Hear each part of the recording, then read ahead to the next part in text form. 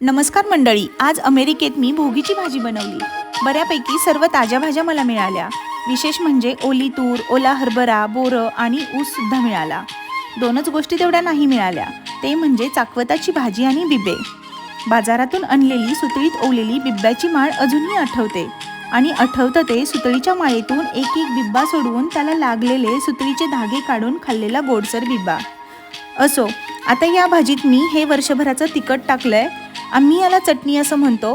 ही सातारा, कराड, सांगली, कोल्हापूर साईडला नेहमीच वापरली जाते। ही भाजी शिजेपर्यंत मी साईडला तीळ लावून बाजरीची भाकरी बनवली।